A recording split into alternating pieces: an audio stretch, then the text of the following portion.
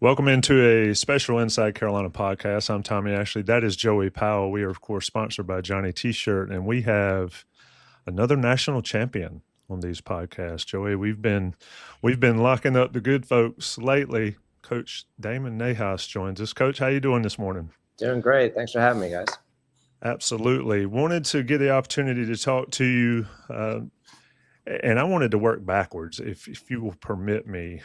I want to go back to 2022 in the last 30 seconds of that national championship game regulation time and sort of work up to today. And I just want to ask you about the whirlwind that it has been seemingly since that day. You had that game, you had the end of the 23 season, and then Coach Dorrance retires, and you just slide over chairs. And here we are talking about national championships.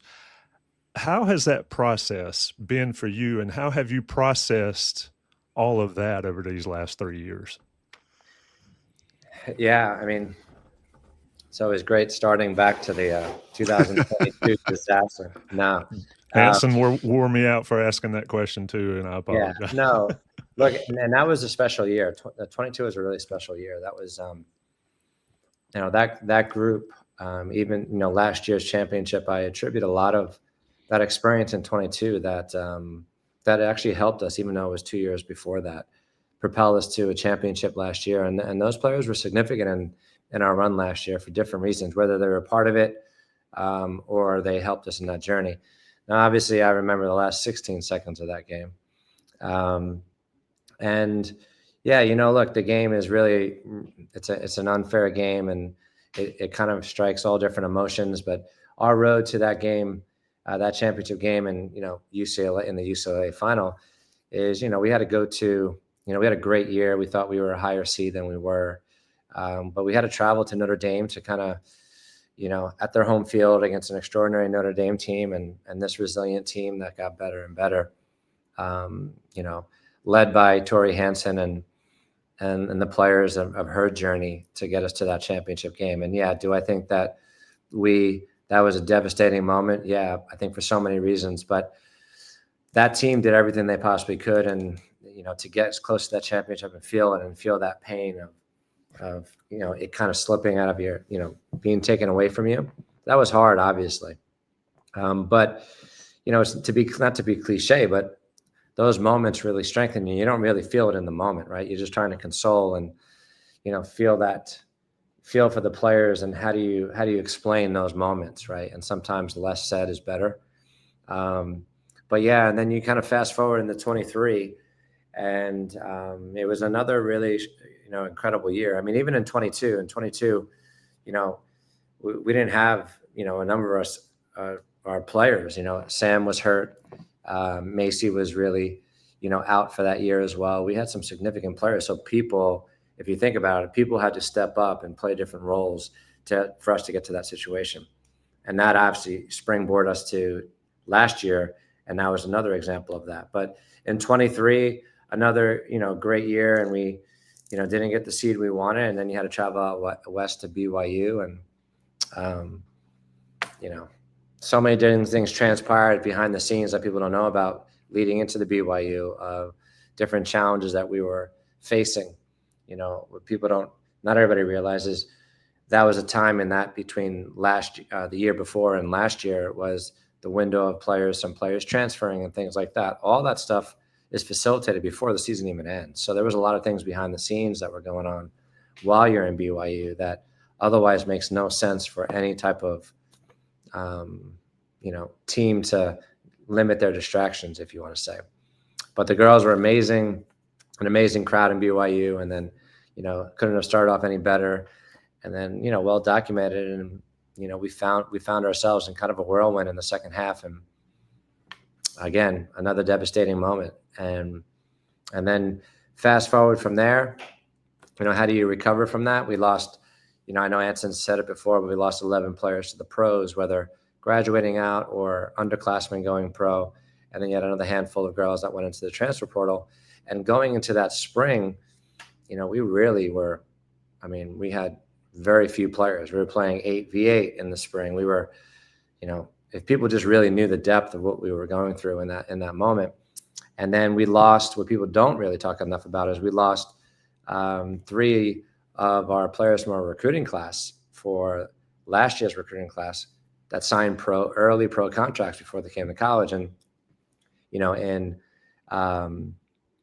Claire Hutton and Emery Adamas and Kennedy Fuller. And now all of a sudden you can't really replace those kids. So we had to accelerate a couple of players' graduation because scholarship opportunity came up, and Avon and Trinity both came and graduated early. And here you have 2 seniors in high school now playing in college. And that was part of it. And we added a couple of transfers. So yeah, we had 1 returning starter going into the season last year. I joke all the time that I needed name tags in the beginning of the season because you had so many different players, and 5, 6 freshmen playing significant minutes starting, and the commitment of our leadership of Kate and in the returners and Liv and Emerson Elgin and Asha Means and McKenna Dominguez, like Tessa, like I can go on with those that were committed to our cause, Bella Sember, to do this and kind of bring it back. But anyone that you spoke to before the season, everyone wanted to play us last year based on what they knew from behind the scenes. And most people, with our schedule that was so competitive, most people wouldn't have put us above 500 last year. So anyway, with all that being said, we go into the preseason. We go through the preseason, and 3 days before we travel to Colorado, Anson retires. And I joke with Anson. I was like, "What a perfect timing to retire!" Schedule, 1 returning starter, all of these things, like perfect. And here you go. And then I'm the interim. I've been here for 10. That was my 10th year, and I'm going in as the interim. And now we're down a coaching person on staff as well. So we had 1 less staff member last year too. So yeah, that just kind of, then we go into Colorado, and without going into the end result of the season, but with all the expectations, we had so much belief, and it was really interesting. And that, with the leadership that we had, was extraordinary, and that plays such a big role at this level. But you needed to really throw people into the fire, people that had different roles from the years prior that weren't really getting many minutes in the prior years. Now all of a sudden they had to, and they stepped up big time. And then we go out to Colorado, and we just met as a group with all the whirlwind of transition, and you don't really have time to breathe and limit the change that you really knew was happening. But I believe Anson, for the last 6 years or so, my voice was almost like a head coach's. So from training to video and recruiting. So in the transition, although you're replacing someone that is a legend of the game and in the university and all of his accolades, it wasn't like I had to find my voice as a head coach. I think that was really a big thing. And I give Anson a lot of credit for that, because I think if that would have happened and all of a sudden you go from like an assistant coach's voice to a head coach's voice, if that was plain and simple, I think that would have been a bigger challenge. But because of the way it transitioned in my role prior, I think that gave me the comfort and the players the comfort to know that, hey, we're going to keep on task, and kind of the rest is history. Yeah, I ask you that for you to explain it, because I don't think people understand what goes into winning. Everybody hears 22, 23 national championships, and they assume it just happens. Well, but it does not just happen. And I've listened to a few of your interviews, and in the whirlwind, have you had an opportunity? And I know practice has started. You've got exhibition with UNCW coming up this week and this weekend before the season really gets off. But have you had an opportunity to take a deep breath and say, A, I'm doing this, and B, we've done this? And how much of that trial by fire over the last 2 or 3 years has really forged this team in 2025? You mentioned Kate, you've got Olivia Thomas, you've got all those that have been in it. How have those losses and that pain forged them? And then for you to be able to also come through it as a coach and as a person, how's that been for you? Yeah, to answer your question, have I had a chance to take a breath? No, I have not. And that's kind of the world we live in, right? I mean, you go in and whether you have the success, and I'm a believer in this, and I just want to never have any regrets. I mean, in my early days of coaching in club and youth, the development side is ingrained in me. So like that part, I truly believe helped me, prepared me for those moments when you had so many young players and you had the development the years prior for the players to get ready and prepared for their opportunities. That to me was something that I think I leaned on a lot. And, in our sport, like I just want to have no regrets. So, we have in Division I, what, 347 to 350 women's Division I teams. The parity in our sport, I would say, is as much parity in our sport than any sport there is in the country, without question. There are so many great programs out there, so many resources for the women's sports, and it is really, really difficult to win in our sport in this time and age. So we also know that no matter what, everybody wants to come after us too. So you're getting the best shot from a team maybe that is maybe not performing up to their standard for that year, but on the day they play you, you're getting their best shot. So you just have no time to kind of take off, and you're trying to find that balance. So for me, it's just preparing and never assuming when people look at a schedule and they can assume like, oh, that's going to be a win or that's going to be a win. I just never look at it like that. I have too much respect for our competitors, and I also know how, unforgiving this game is. So our preparation for the Wilmington game is going to be no different than any big game or any big game that we have, because that is the next most important day for us. So yeah, on all those challenges, and I mentioned earlier, like just having no regrets, even after the UCLA game, I feel like, and I've said this to our group, we earn the right to be devastated as much as I would say we earn the right to be joyful after last year. And I think if you have that, you earn that right, where there's no excuses, you have no regrets, none of that. And yeah, could you make a change here or there? Yeah, you always think about that. That's training, that's games, that'll be forever. But I have no regrets. I feel like we earn that right to feel that emotion. And we want our fans and we want everyone that's part of this journey with us to feel that as well. And we just know how difficult it is to win in here. So when you do, you just don't take it for granted. And I think that is really what kind of keeps you kind of humble and keeps you hungry. For when my youth years to college to whatever it was, and now the next group comes about and you try and go down this new path and new journey and use your past experiences to help you have an advantage or opportunity to be there at the end. And that's what we're going to try and do.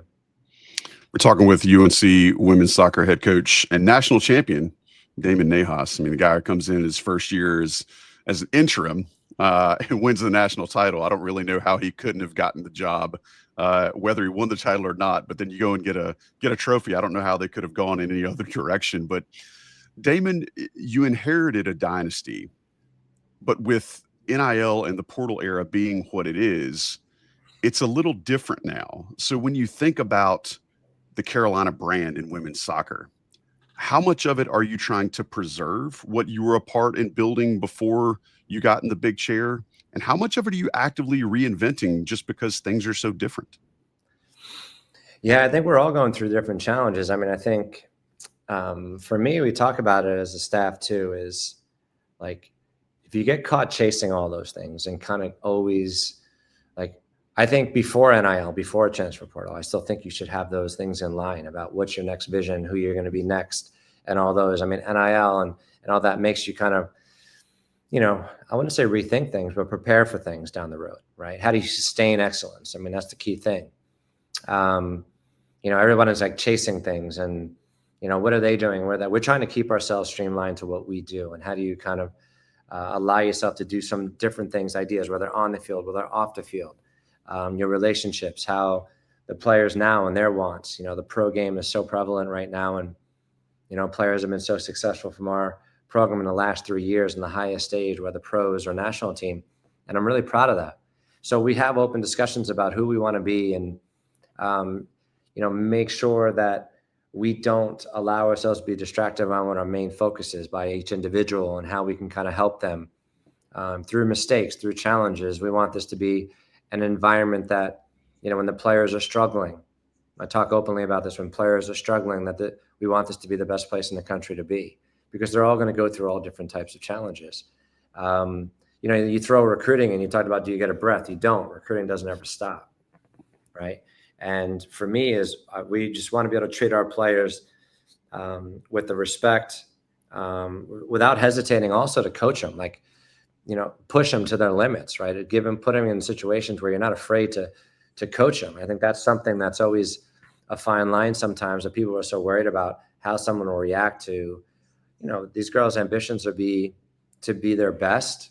Well, we have to be able to hold them to the standard that they're asking for us to hold them to. So all those things are fun for me. I just don't think we try and change with our new group, right? Last year's group's different than this year's group, but we have some of the pieces from last year. So how do we incorporate that and infuse new blood into, taking us to a different level, which is really exciting too. And it's also, unnerving, because you just never know how that's going to mend. But I think a lot of it is you rely on your players. You can't really worry about what could happen. Like, in the end, you'll just get yourself spinning in all different directions. But, we're in the heart of recruiting right now, which is crazy, right? You just start your season, recruiting opens up. You've been in dialogue, but kids can't come on campus till August 1st. So here you go. You've been talking to them for a month, and now they come on when you start everything. So you just want to, remind yourself of the importance of the players here, talk about the future, and share with the players that are looking and considering our university that this is a special place. And that's with respect to all the other programs out there. Has the definition of a Carolina player changed in that respect? Not only since it's your leadership now wholly, but with those other things that you see that you're having to compete with, the pros and the way the game is changing, and maybe it's speeding up as far as how early it's encountering these players. Do you feel like the Carolina player by definition has changed at all? Yeah, I think you would. I think the core of who it is should have never changed. I mean, I think that's one of the things that, it's almost like you have so much respect and admiration for the history of the program and the success of the program.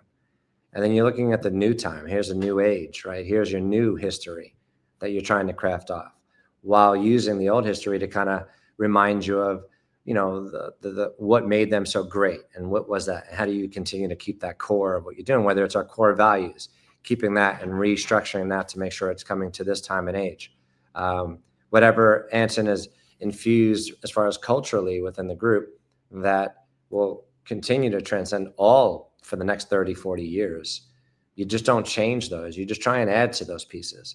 And then, some of the new stuff that, when you ask the question about me and infusing that into our program in my position, I think those are slowly added over the last 7 years, right? And, sometimes the best change is not to make one. And that is really, really important, because some things that work, some people try and change things just because it's now their voice or they're in a little bit different situation. Yeah, of course you do that, but you don't do it just to do it. So I've been really thoughtful on that. I lean on Anson, and we just have conversations and just talk as we go through some different things. And we're so similar but different in many ways. But we both have that same passion and drive to, push the girls to get to their highest level, and on and off the field and with class. And then I just kind of always pay attention to the next level of things, and how can I do things along with our staff to help these girls really hold themselves accountable every day, to try and be their best as a teammate and to get to their highest level. You mentioned, and everybody should know your history and your background with the youth soccer and all. What's the biggest difference from coaching, aside from the physical development, from coaching young players versus coaching college players? I mean, folks will say it's still soccer. You start them correctly young, they get to the college game and they know how to do it, and you don't have to coach bad habits out of them or whatever. What's the biggest change for you from going from the youth side of it, which you're still involved in, but on a major, like Joey said, dynastic D1 level? Yeah, it's really interesting. I think you'd have to break it down by age, right?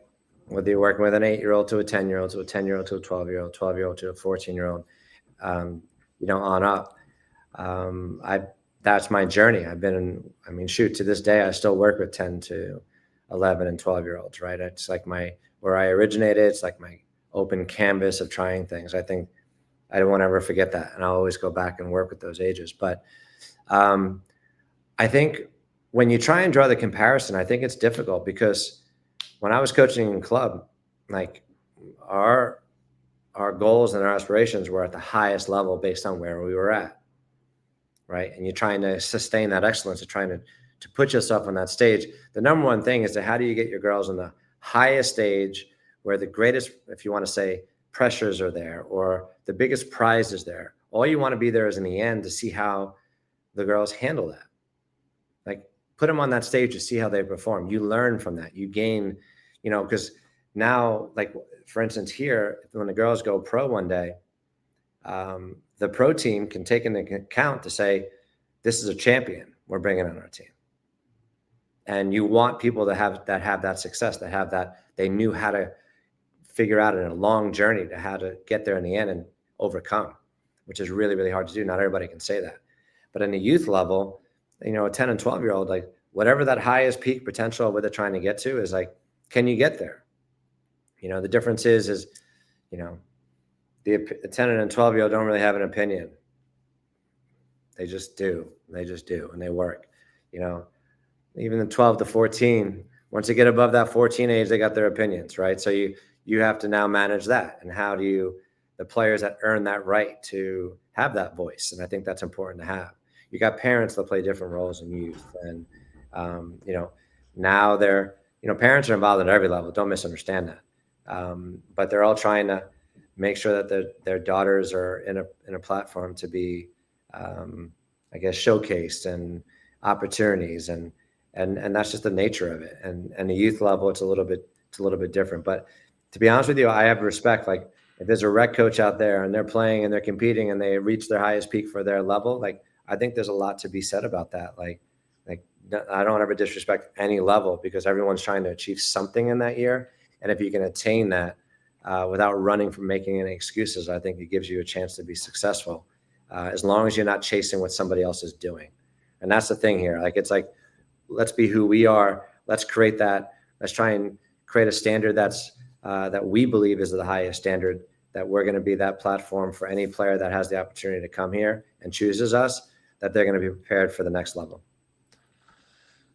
Talking with Coach Damon Nahas, UNC women's soccer preview here on Inside Carolina. Shout out to Johnny T-shirt. Coach, when you coach women, Anson talked to us a couple of years ago and spoke about the competitiveness that a lot of people don't really understand. From your standpoint,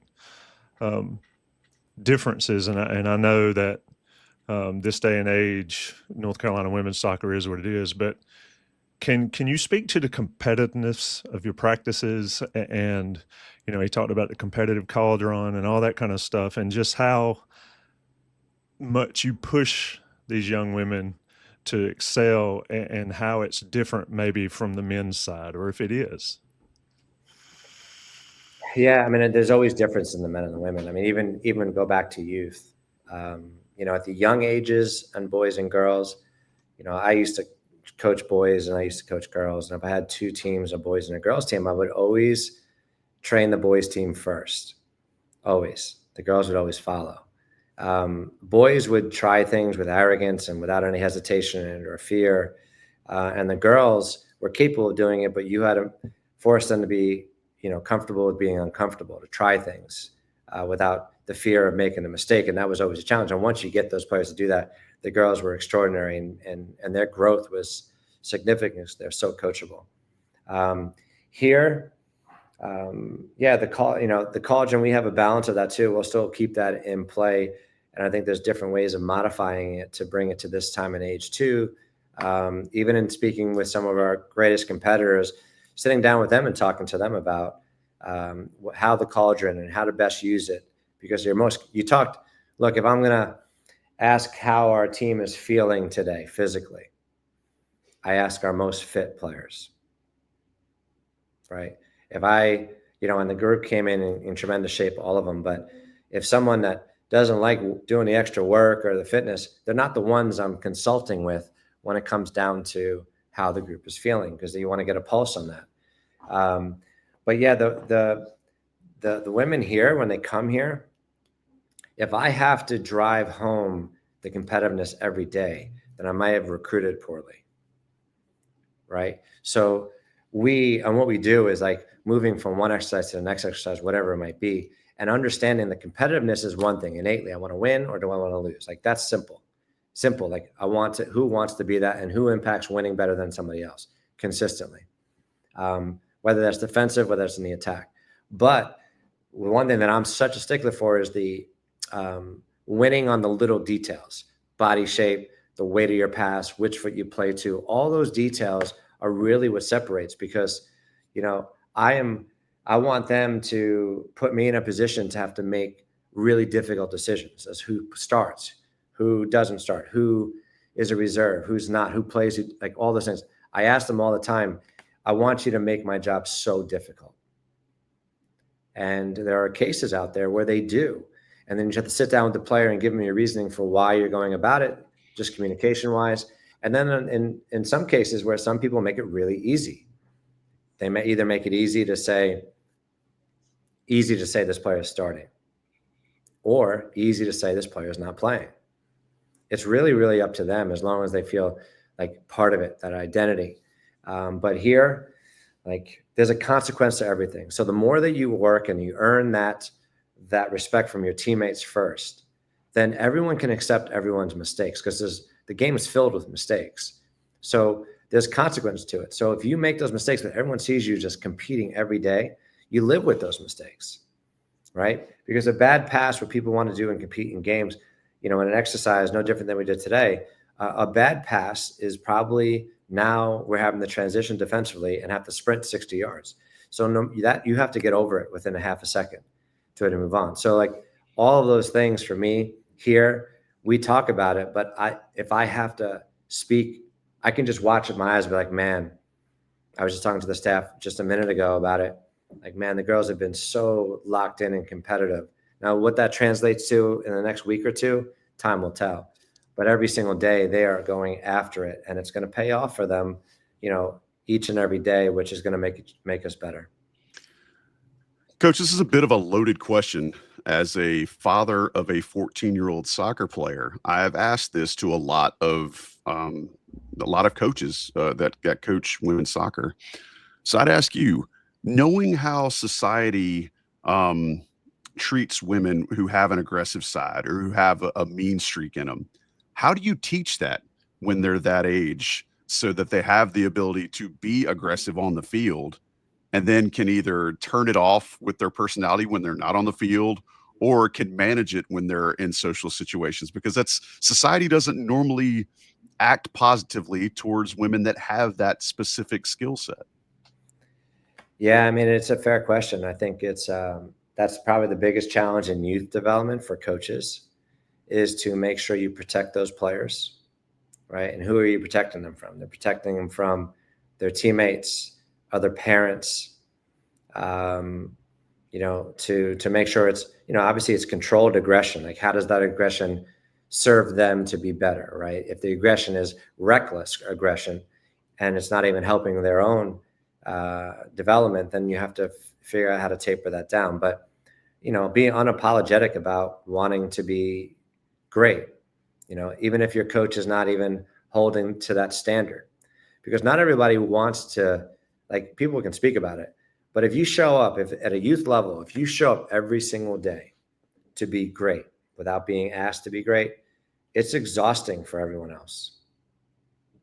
It's exhausting, because then everybody else is either like, geez, I either got to match that, which a lot of people are unwilling to do, or it gets looked, frowned upon.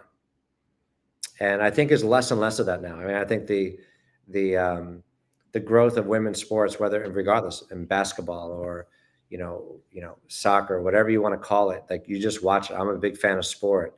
So you just watch it, and it's becoming commonplace, where you see like, no different. You watch, Caitlin Clark in basketball, and you watch her, and the recognition she gets, the criticism she gets, right? Whereas if a male athlete was doing it, there wouldn't be any criticism, like all those types of things. All that is just, for people that want to talk about it and demean it. The great thing is players like that just don't change it because they put the work in, helps people, young females, realize, hey, I can do this too. It's just harder at the young ages because I think it takes a coach to make sure they recognize not to shrink that competitiveness, right? Because the majority are not that. You try to want to reverse it, try and get the majority to follow that player, then you'll have a better team for it. So I think protecting those players is really key. That's $1 million answer. Coach, why do we look forward towards this season? I know you just came off the field earlier.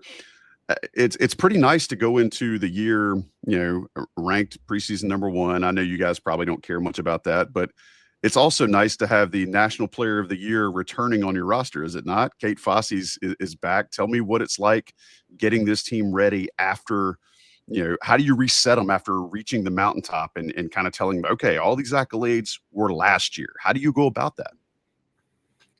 Yeah, I think, obviously all those things are great. Anytime you're recognized for anything, I think you should celebrate it, right? But realize exactly what it actually means, like define it, right? Keep a bit of humbleness and hunger in there. And everybody's going to construct their own type of hunger and desire and aspirations. I know where our girls want to go. I have to know where they want to go individually, right? So in order to do that, you try and align that to what you do as a team to make sure that it's serving the team as well. Right? Because there's individual journeys and wants and all those things. And people are chasing their own individual opportunities as they should, just knowing you'll get there faster within a team environment, which is really key. Last year's run, what an extraordinary experience. It's not even the run to it was extraordinary. The joy that we went through. Like I thought this group last year enjoyed that run with all the chaos and all the craziness and all the transition and all the pressures. They could have enjoyed it as well as anyone could have enjoyed it, right? And I'm really, really proud of them for that. And then they got to enjoy it afterwards. They got a lot of the attention. There's a lot of different things that come from it. And I think that's extraordinary. And I think, how do you sustain that? It's really, really hard, and know that that's done and now you're moving forward. So yeah, we have some really, you mentioned Kate, along with, a lot of the players that are back with us from last year's team. And then you have a whole new, fresh group of players as well. One of the things that we mentioned at the end of spring, and, kind of maybe this answers your question a little bit, but our goal is to chase ourselves. That was one of our missions as a group. Chase yourself individually from last year, wherever you were, beat that player out. And then as a team, let's beat our team out. It might be in a little bit different way.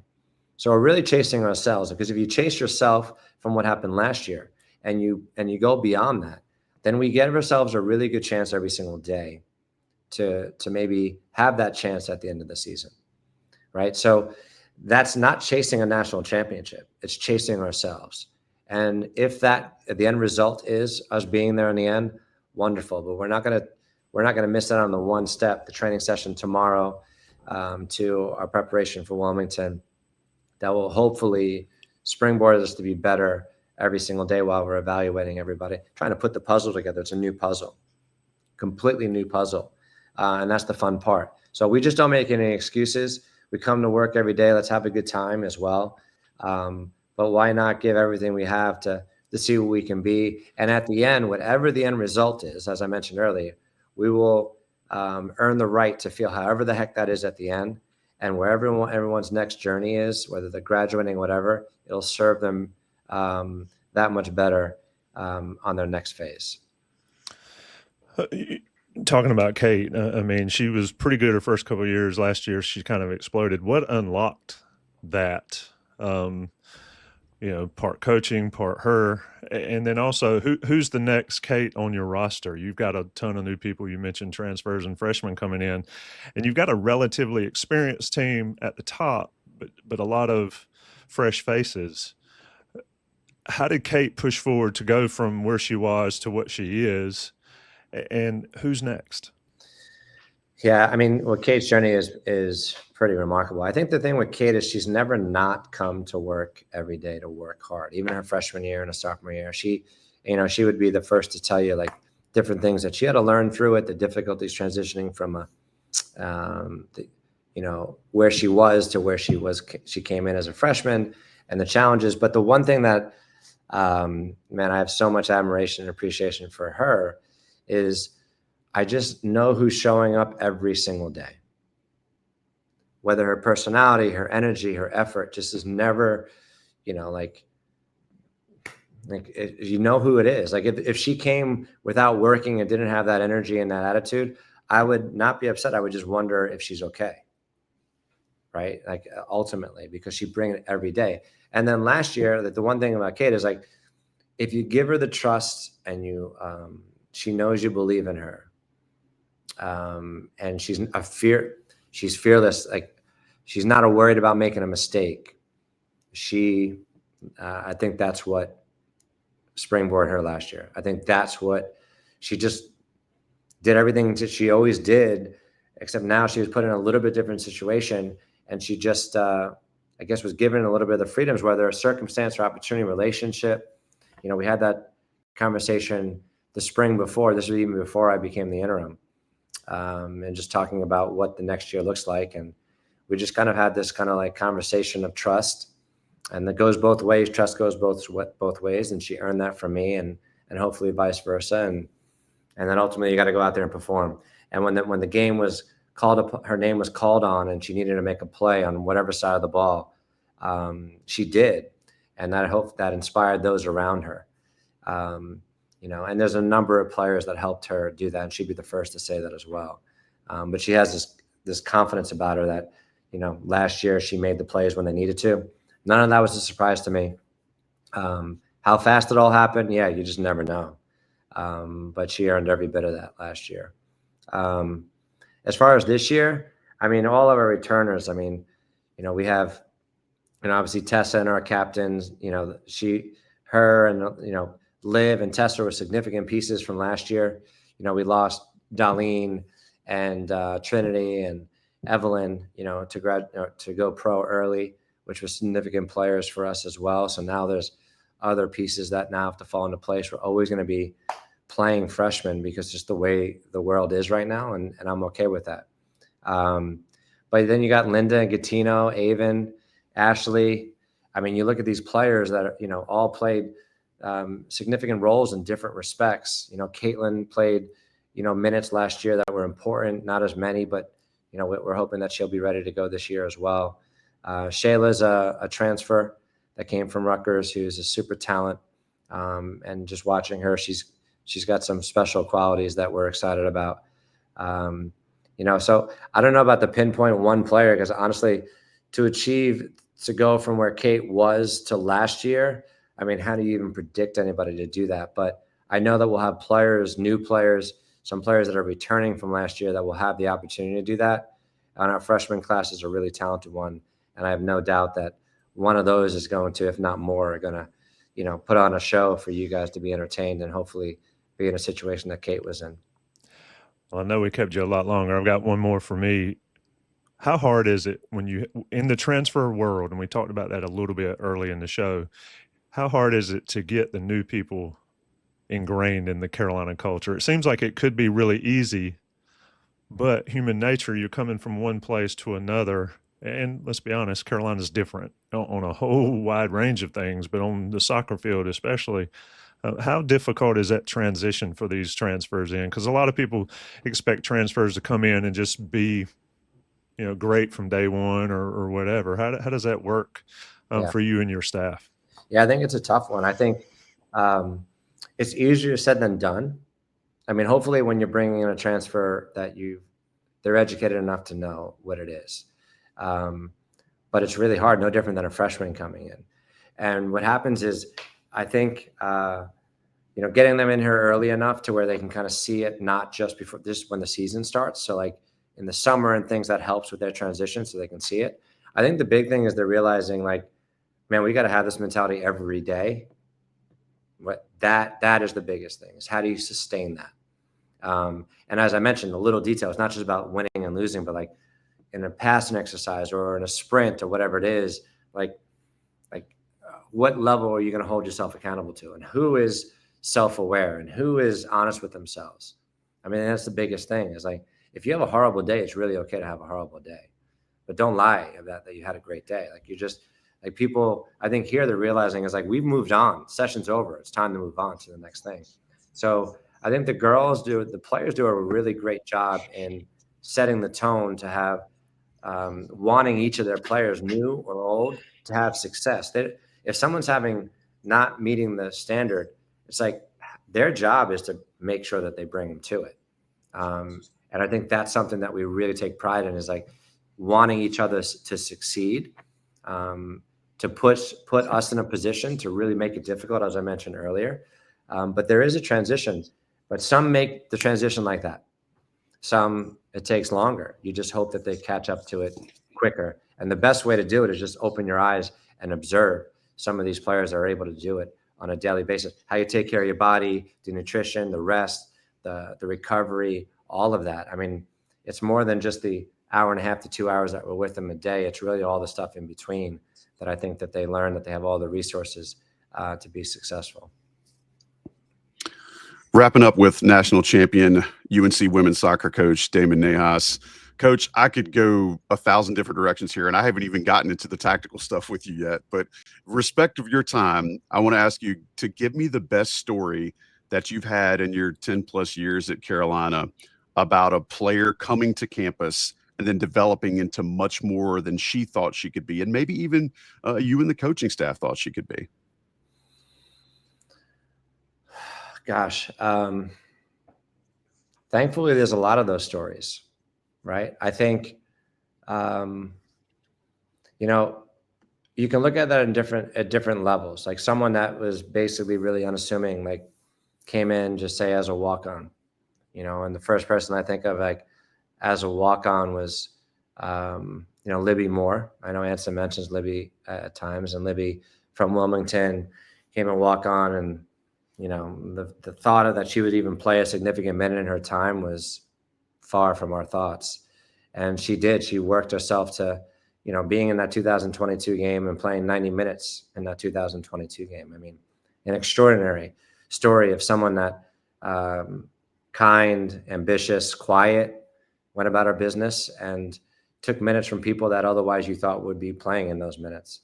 And then you look at other players too, that, you expected it, but they may have never thought that they'd be a national team player one day or whatever it might be. So there's so many different layers to it. Everybody's journey too is those that were highly recruited, that those that weren't as highly recruited. Tori Hansen's I think Tori Hansen's a really good story. Not so much of someone that I didn't have the expectation to, because I did. But this to me was a really, amazing story of resiliency from a player. Tori was a freshman, didn't really play as a freshman. We were in the national championship game in PKs against Stanford in California.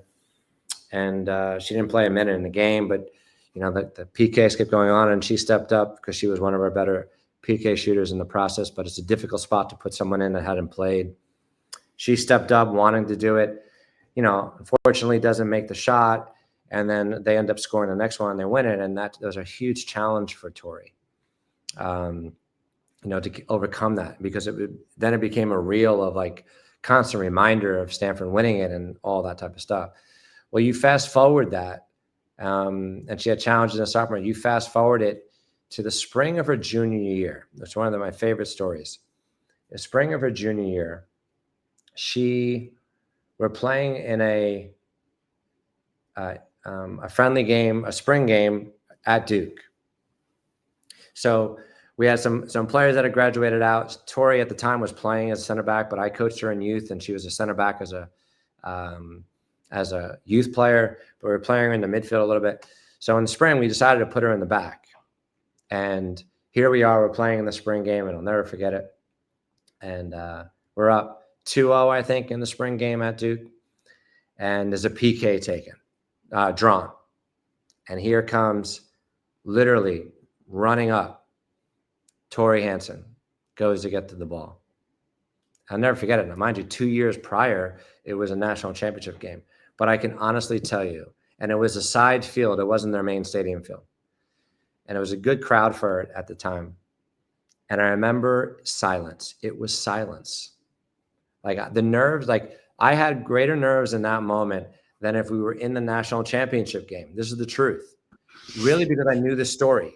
I knew it. I knew the challenges and the struggles that she had to deal with emotionally and all that, even though her team loved her. And here she goes and she steps up, and I promise you it was silent. And it's 2-0 in a spring game that's meaningless. Right. She absolutely buried it. And the celebration was as if we won a national championship game. That's cool. And that was our captain going into her senior year. Mm-hmm. And if you remember that year in the 2022 run, Tori probably had 6 PKs. She was our PK taker and buried every single one of them. And it is a story of resilience and of like where someone can be maybe in the lowest point for whatever reason, to where then all of a sudden she was able to propel herself to be a captain in a national championship game and be a leader where her teammates knew that story and it inspired them. And that's just one story. And there's so many, many more. And I think you'll hear more. Hopefully we can talk more. And I have many more that you can talk about. But this year, you're going to see some really talented players together doing some special things, from freshmen to our sophomores all the way up to our seniors. And I couldn't be any more thankful than to have the opportunity to coach these players. That is a great way to wrap it up. We could heck of a way to wrap it. Yeah, and it sort of circles back to why I asked the beginning question there, going from complete devastation to complete joy in winning the national championship last year. Coach Nahas, thank you so much. Look, I look forward. We'll talk as many times and do this as many times as you're available. So you tell Hannah. I'll enjoy that. You just reach out to Hannah. If you guys want to jump on again, I'm always available. Absolutely. Looking forward to seeing the season start, seeing this new team get rolling. That is Coach Damon Nahas, National Championship Tar Heels. Preseason #1. Season starts exhibition-wise with UNC Wilmington on Wednesday. Coach, thanks. Gentlemen, thank you. We'll see you, Coach. That was head coach Damon Nahas, North Carolina women's soccer. You know, Joe, we've talked so much. And when I was in school at Carolina, a little bit before your time, I think Carolina may have lost once. For the longest time, I didn't think they lost it all in 4 years. They won 4 national championships.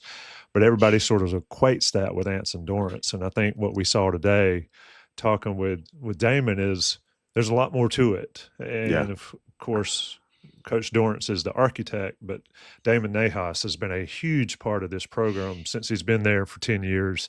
And now he's in the head seat, or the head coach seat. And to be able to go through what they went through, like I asked him about, the UCLA game, the BYU game, the decimation of the roster, and he talked about it. There were 8v8. They didn't have any players leading into what became a national championship season. I'm not quite sure that. He talked a lot on other podcasts that it needs to be documented, like a 30 for 30 type deal. I'm not so sure that that's not something that needs to be done, because it was truly amazing to see them be able to go in this competitive world. And women's soccer is ridiculous competitive. Look at the ACC in the polls. How many are in the top 25 every year? I mean, it's like far more. It's like SEC basketball, and I know that's too soon for some folks, but what he's been able to do as an assistant coach, as a virtual head coach, and now as the head coach is remarkable at a school that success on the highest level is not wanted. It's not needed. It's been that way, and he's just continued it. It's weird, man, because you think about, right here on Tobacco Road, we've seen this with kind of the, you and I've talked about before, the guy after the guy, right? Where you had Shire after Coach K, you had Hubert Davis after Roy Williams, but you never see those guys jump in and immediately win a national championship, right? Like I think about Larry Coker at Miami football, but Miami football is not as consistently excellent as North Carolina women's soccer is. And so it's I don't know that there's ever been anything like that. First off, there's never been a college program as good as North Carolina women's soccer. And there's definitely never been anybody that's made that transition to where, oh, by the way, in the first year, I'm going to win the national championship as an interim coach, and they'll pull the interim off my name at the end of the game. That's Disney type stuff. And like you said, it's 30 for 30. It's a Disney after school special, whatever you want to call it. It's riveting, and it actually happened right in Chapel Hill in UNC athletics this past season. He didn't really get into it much, but I would encourage anybody, if you haven't been to a UNC women's soccer match, go, because it's a great product. You can hear the players communicating to each other on the field. And if you're a soccer fan, you can really understand what they're trying to pull off. You don't really get that all the time in football because the stadium's so big, and you don't really get it in basketball because, you know, the noise is so deafening. But in something like women's soccer, you can really get up close and hear those players communicating. And you can see, you know, that North Carolina likes to use a high press. You can see the little different nuances, and it's a really good product. Strongly encourage anybody to get out to Dorrance Field and watch them as much as you can. Absolutely. It starts Wednesday. If you're watching this prior to Wednesday against UNC Wilmington, an exhibition game, and then the season gets rolling. That's they crazy. play another exhibition game this weekend, and then it just gets flat out rolling, and they roll right through the national championship in November. So, yeah, check out that team on Dorrance Field. They're right there in the heart of campus. Preseason number one, dude. Like, I know. And preseason number one, defending national champions. What else do you want to see? And you mentioned Coker. You know, Coker comes in with a loaded team. Yep. That was That ain't built this. by Butch Davis. Yeah, that wasn't this. Mm-mm. And that's the interesting part of it. And it just speaks to North Carolina's Olympic programs. I know that a lot of people, and this is getting way off the tracks, but a lot of people talk about, you know, going to a different conference and do all this stuff and, Yeah. and sort of poo-poo some of the Olympic sports. You know, the Olympic sports at Carolina are carrying the water as far as the national championships out there. And you've got Point to the lie. soccer, you got women's lacrosse, you got field hockey, who, you know, we'll have some more of these previews coming up. But it is a fascinating watch and a fascinating listen from Coach Damon Nahas. And want to shout out Johnny T-Shirt, johnnytshirt.com. Go see him on Franklin Street or go see him online. Get your 10% off. We're on 3. And you still get your Johnny T-shirt 10% off if you're on 3 with us as well there at InsideCarolina.com. Joey, I appreciate you taking the time, my friend. It was We fun, shall Bob. talk again soon. Hopefully, more Damon Nahas, more UNC women's soccer in the near future here at There's a Inside tease. Carolina. Everybody stays tuned.